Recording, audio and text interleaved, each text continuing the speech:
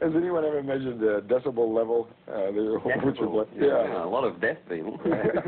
Yeah. No, has anyone really seriously ever measured the decibel level of your music? Yeah, they come with meters and everything. But I mean, they say, oh, this is harmful to this and that. But I mean, we stand there up there all night. I mean, I'm constantly, you see me, I'm running up and down. That's to get away from it. It hasn't affected your hearing at all over the years? What? I asked that once because, seriously, I had the pleasure, I never thought about it, but I had the pleasure many a year ago of standing in front of Jimmy Page's amp when he was going into communication breakdown. And I thought I was going to die. I don't know how, you know, when you start to shake.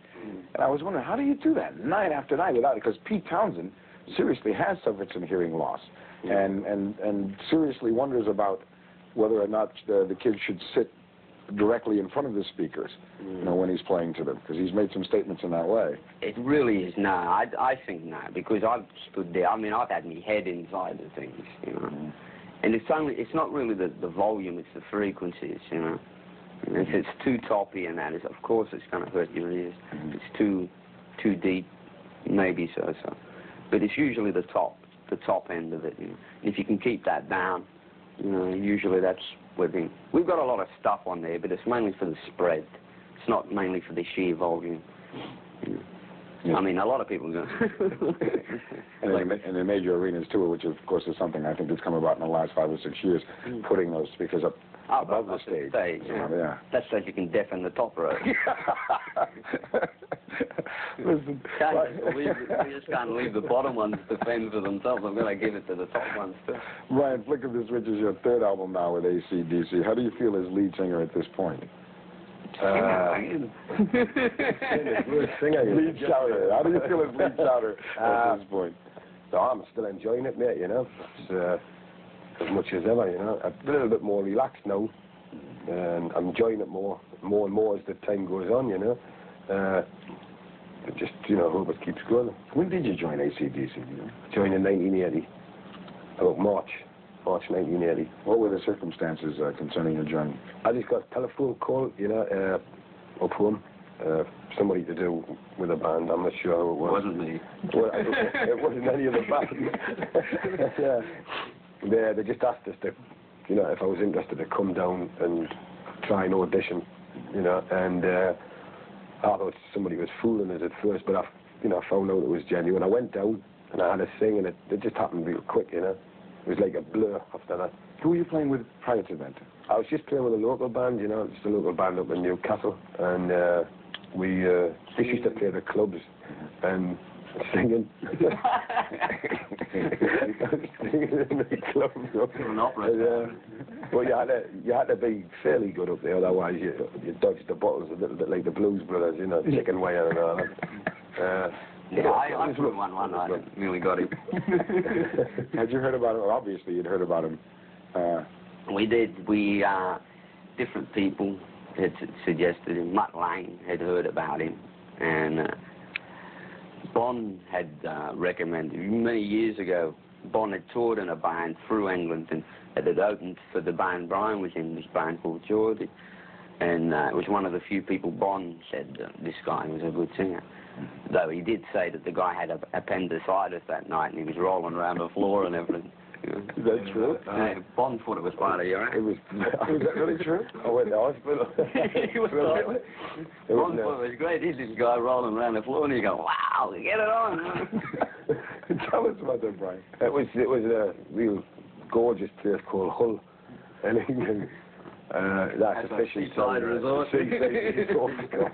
And I don't know, we were just doing a set, and I just had a pain like you wouldn't believe, and I just went down. I couldn't stand up anymore, you know. And you couldn't sing. Appendicitis or something. So they whacked us off the hospital after me. Brian thought it was part of the act. He did. But he thought Brian had a good voice. So obviously you knew Bon prior to joining AC/DC. No, well, I didn't really know him at the time, you know, because this band was from Australia, and I always remembered the big bus they had this huge bus, and we always used to help them push it to start it, that big bus and all, you know. And You snob. I just remember them, that, you know, they were always cold, and he had different hairstyle, and it was a different type band. So I only met him like once, so I really couldn't remember it, you know. Were you a fan of their music? Well, I never saw them, you know. I was arrived when they had just sort of started. I never heard any of their records. Who? AC/DC. Oh, yes, AC/DC. Oh, yeah, I'm saying, were you a Sorry, fan I thought you were talking about Bonds, man. I beg your pardon. Oh, yeah, I'd heard of AC/DC. We did a couple of the band's tracks in our own set, you know. Did you? Which one? Yeah. We did Rosie and, I forgot the other one, though. I think you done Hell, wasn't it?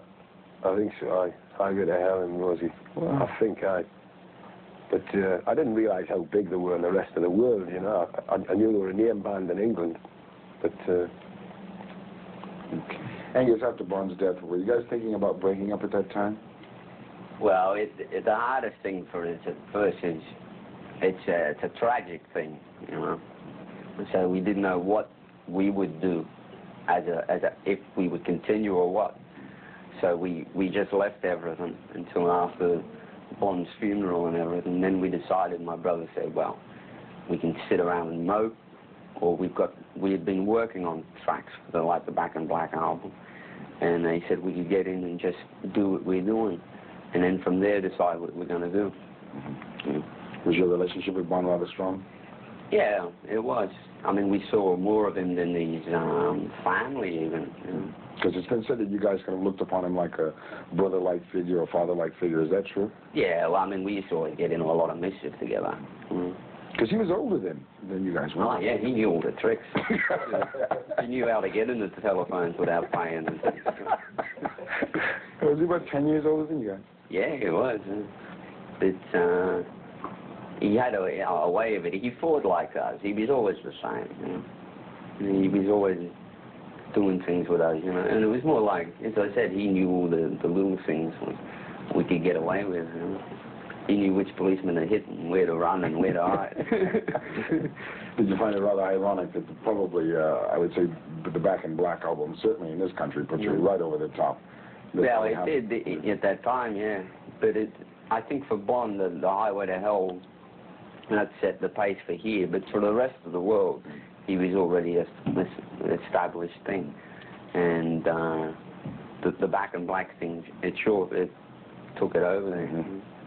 You know, before Brian joined the band, AC/DC was pure Australian. And Brian became the first Welshman. You don't want to be called an Englishman, do you? I'm not Welsh. You're not Welsh? No. Welsh? Isn't that Newcastle in Wales? No, it's right on the border of Scotland. Right on the border. So we don't class ourselves as English. They're more like... And we're doing class ourselves as Scottish. Yeah, they're more like Scots. Class yourself as what? Well, like the Palestinians of England. Palestinians. Nobody wants one. How are you